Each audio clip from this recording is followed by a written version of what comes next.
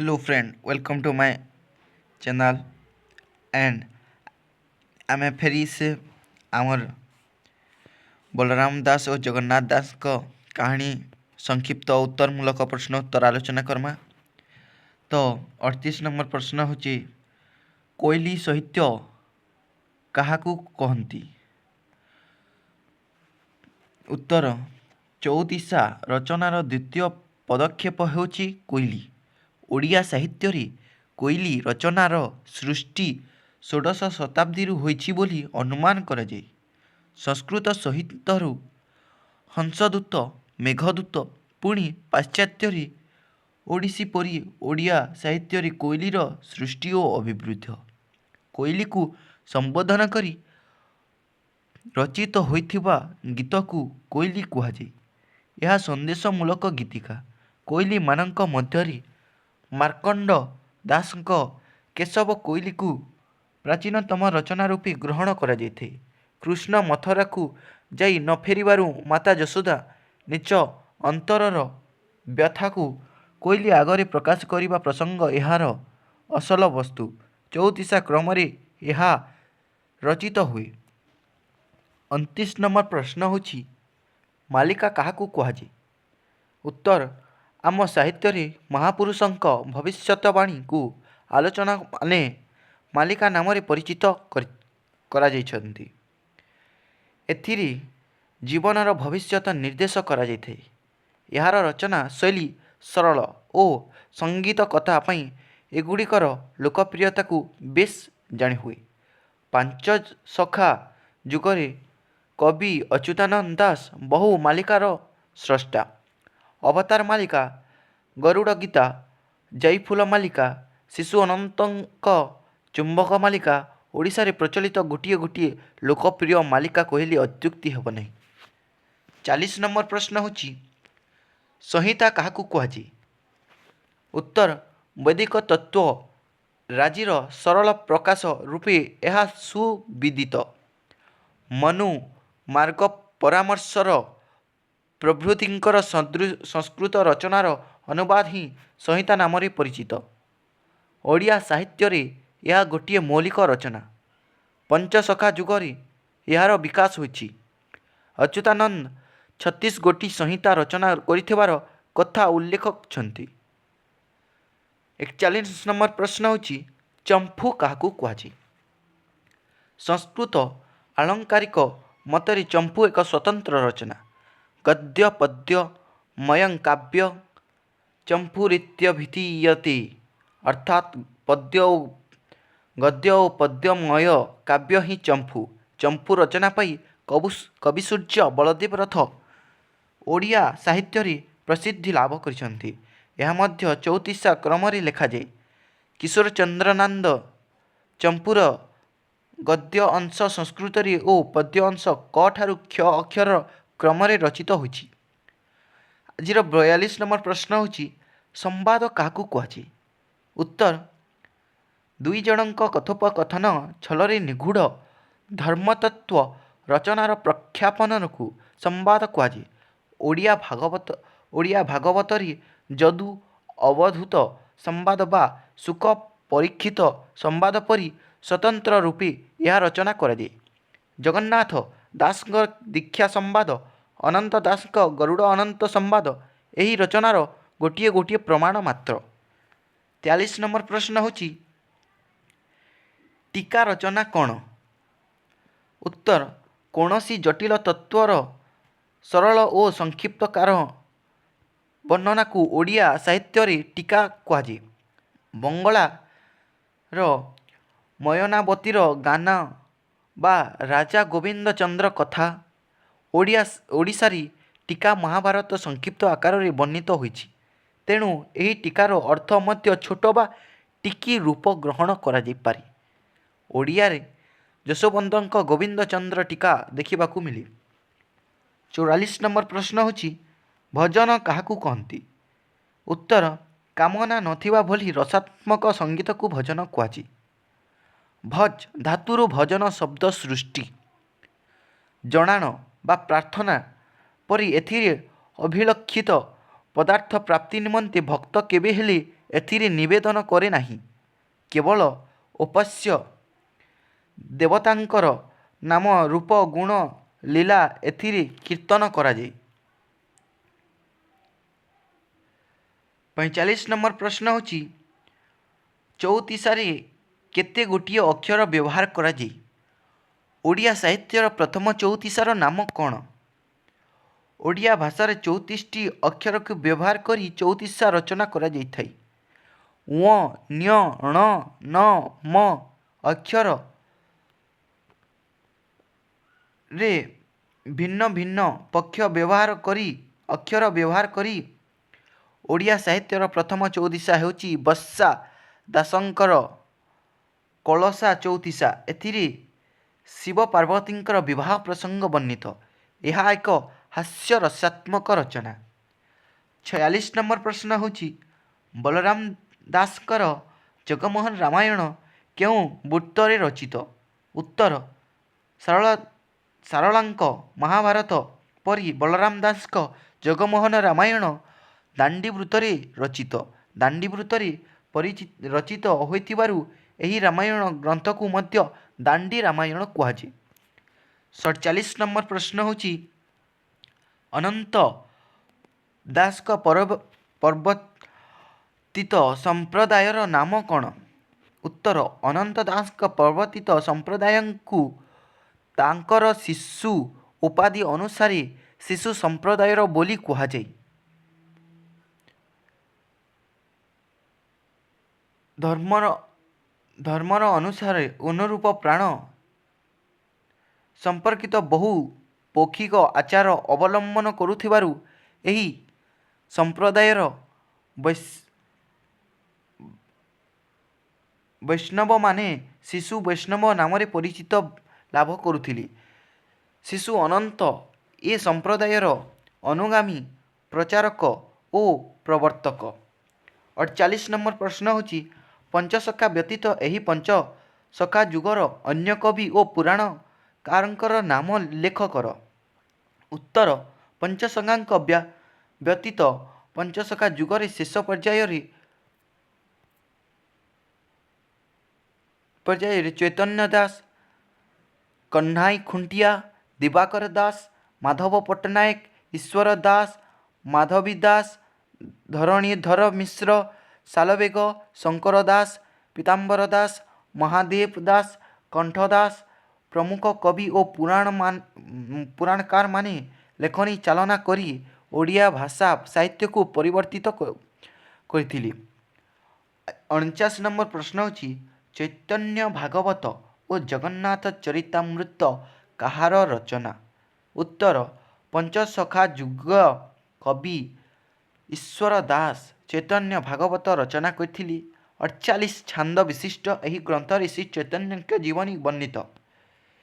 ସେହିପରି ଏ ଯୁଗୀୟ କବି ବିପ୍ର ଦିବାକର ଦାସ ରଚନା ହେଉଛନ୍ତି ଜଗନ୍ନାଥ ଚରିତାମୃତ।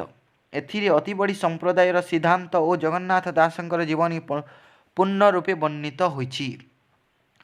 50 ନମ୍ବର ପ୍ରଶ୍ନ ହେଉଛି ନିର୍ଗୁଣ ମାହାତ୍ମ୍ୟ ଓ ବିଷ୍ଣୁ ଗର୍ଭ ପୁରାଣ କାହାର ରଚନା? ଉତ୍ତର ନିର୍ଗୁଣ ମାହାତ୍ମ୍ୟ ଓ ବିଷ୍ଣୁ ପୁରାଣ ଦୁଇଟି ପଞ୍ଚସଖା ଯୁଗୀୟ ଶେଷ ଭାଗର କବି ଚୈତନ୍ୟ ଦାସଙ୍କର ଦୁଇଟି ଉଲ୍ଲେଖଯୋଗ୍ୟ ଗ୍ରନ୍ଥ। କବି ନିର୍ଗୁଣ ମାହାତ୍ମ୍ୟରେ ନିର୍ଗୁଣ ବ୍ରହ୍ମର ମହତ୍ତ୍ୱ ଦର୍ଶାଇବା ସହିତ ବିଷ୍ଣୁ ଗର୍ଭ ପୁରାଣରେ ଉତ୍କଳୀୟ ବୈଷ୍ଣବ ଧର୍ମର ମହିମାକୁ କୀର୍ତ୍ତନ କରିଛନ୍ତି। 51 ନମ୍ବର ପ୍ରଶ୍ନ ହେଉଛି ବଉଳା ଅଧ୍ୟାୟର କାହାର ରଚନା? ଉତ୍ତର ବଉଳା ଅଧ୍ୟାୟ ପଞ୍ଚସଖା ଯୁଗୀୟ ବୈଶିଷ୍ଠ କବି ବଳରାମ ଦାସଙ୍କ ରଚନା। 52 ନମ୍ବର ପ୍ରଶ୍ନ ହେଉଛି କେଉଁ ସମ୍ପ୍ରଦାୟର ଯୋଗୀମାନେ ବଉଳା ଅଧ୍ୟାୟର ଗୀତ ବୋଲି ଭିକ ମାଗନ୍ତି? ଉତ୍ତର ନାଥ ସମ୍ପ୍ରଦାୟର ଯୋଗୀମାନେ ବଉଳା ଅଧ୍ୟାୟର ଗୀତକୁ କେନ୍ଦରା ବଜାଇ ଭିକ ମାଗନ୍ତି। 53 ନମ୍ବର ପ୍ରଶ୍ନ ହେଉଛି କେଉଁ ମାହାତ୍ମ୍ୟ ବିଷୟ ଏହି ବଉଳା ଅଧ୍ୟାୟ ଗୀତରେ ବର୍ଣ୍ଣିତ? ଉତ୍ତର ସତ୍ୟ ମାହାତ୍ମ୍ୟ ବିଷୟରେ ଭଗବାନ ଯୁଧିଷ୍ଠିରଙ୍କୁ ଉପଦେଶ ଦେବା ଛଳରେ ବଉଳା ଅଧ୍ୟାୟ ଗୀତରେ କଥାବସ୍ତୁ ବର୍ଣ୍ଣିତ। 54 ନମ୍ବର ପ୍ରଶ୍ନ ହେଉଛି ବଉଳା ଗାଈ କାହାର ଗାଈ ରୂପେ ବର୍ଣ୍ଣିତ? ଉତ୍ତର ବଉଳା ଗାଈ ଧନେଶ୍ୱର ବଣିଆର ଗାଈ ରୂପେ ବର୍ଣ୍ଣିତ। 55 ନମ୍ବର ପ୍ରଶ୍ନ ହେଉଛି ବଉଳା ଗାଈକୁ ପଥରେ ଓପାଳିଥିବା ବାଘର ନାମ କ'ଣ? ଉତ୍ତର ବଉଳା ଗାଈକୁ ପଥରେ ଓଗାଳିଥିବା ବାଘର ନାମ ନିପୁଆ। 56 ନମ୍ବର ପ୍ରଶ୍ନ ହେଉଛି ବଉଳା ଗାଈ ନିପୁଆ ବାଘ ଖାଇବାକୁ କହିବାରୁ ବଉଳା ଗାଈ କ'ଣ କହିଲା?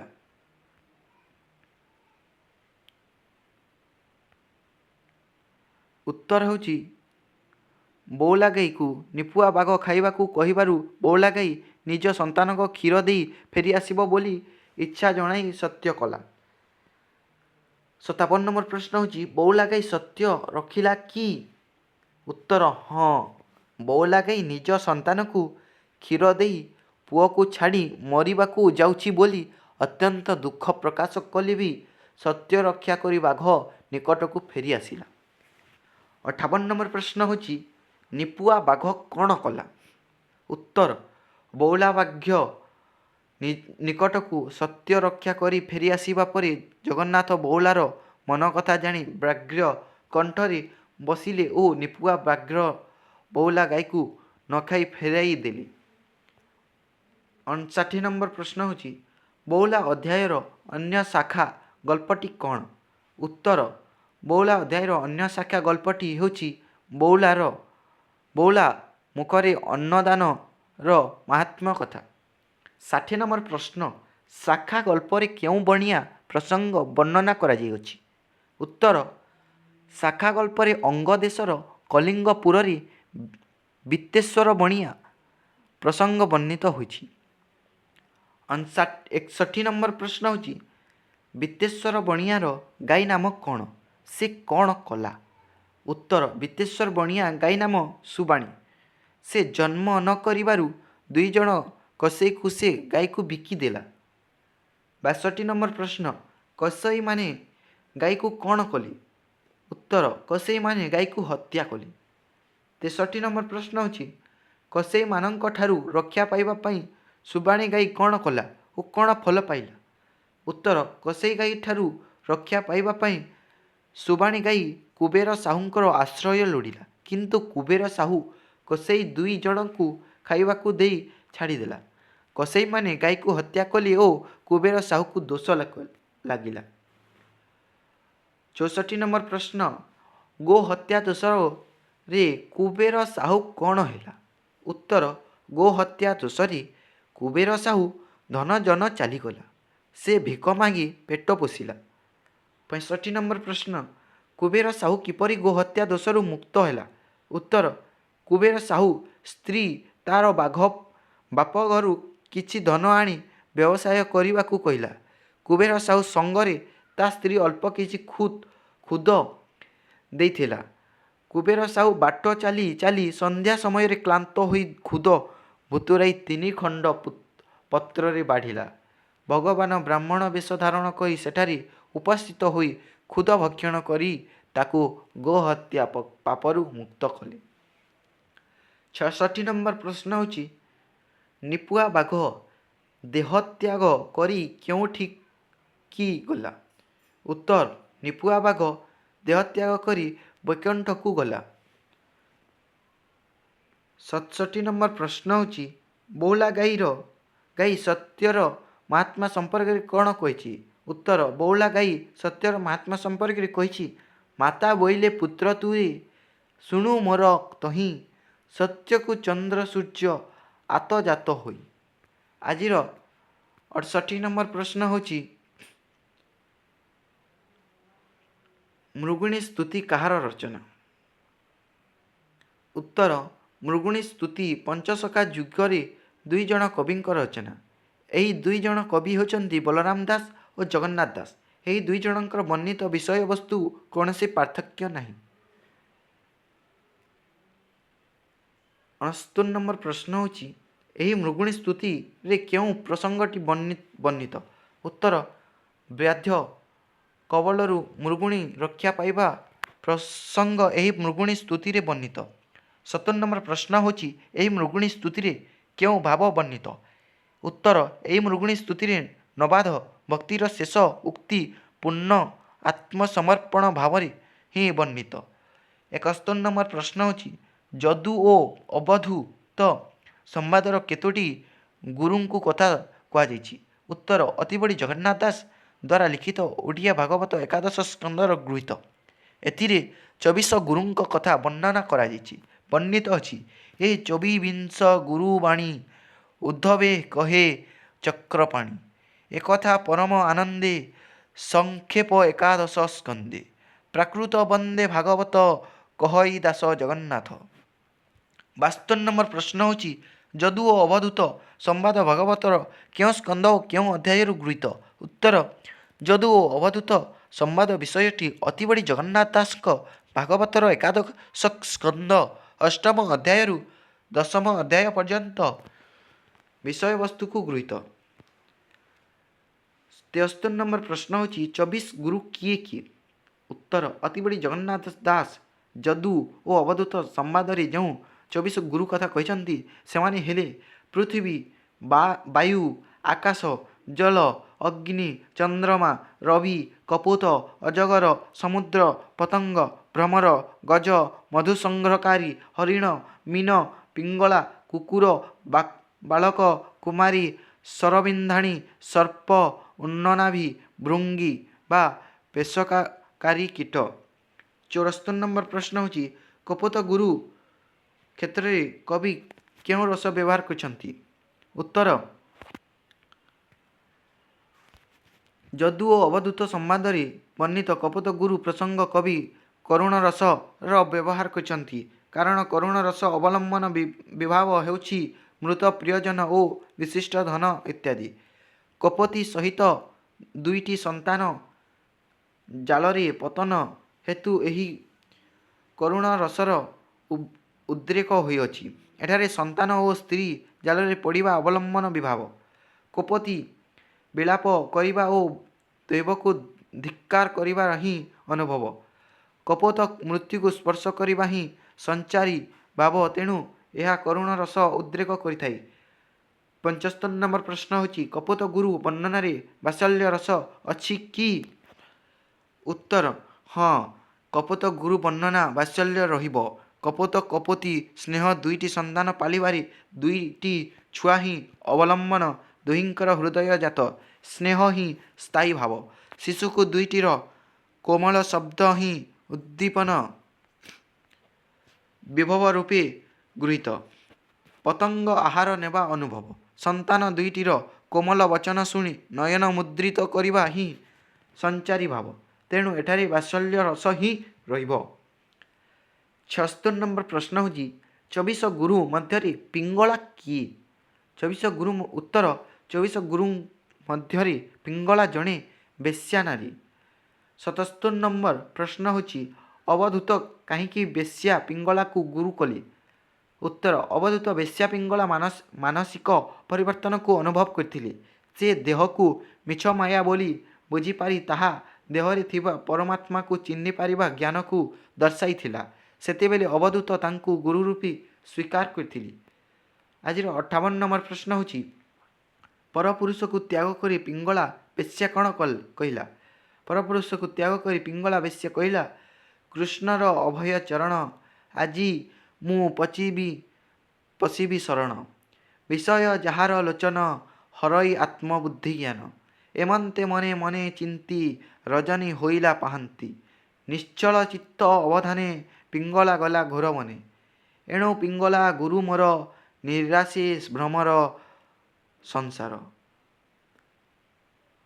79 नंबर प्रश्न होची एवं शेष प्रश्न होची क्यों कवि आधुनिक जुगरे पिंगलार चरित को नहीं गीति कविता रचना करछंती। उत्तर गीति कविता राधामोहन गडनायक आधुनिक जुगरे पिंगला को नहीं पिंगला अभिसार गीति कविता रचना करछंती। वीडियो को भल लगी लाइक शेयर जरूर करबे आउ चैनल के नुआ आसी चैनल के सब्सक्राइब जरूर करबे जहाँद्वारा मोर वीडियोटा आपण मान ठारे पहला पहुँची पारबा। धन्यवाद।